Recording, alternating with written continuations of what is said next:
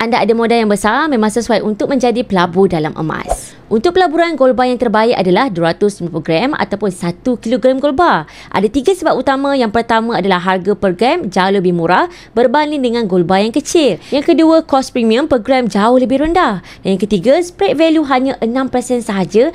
Paling rendah untuk emas babi gold. Lagi rendah spread, lagi cepat kita untung. Jom kita lihat keuntungan gold bar 250 gram ni 1 Januari 2024. Harga 250 gram ini adalah sekitar RM103,500. Hari ini harganya sudah mencecah RM154,000. Jika anda jual semula emas ini kepada Public Gold, selepas tolak spread 6%, anda akan terima bayaran bersih sekitar RM144,700.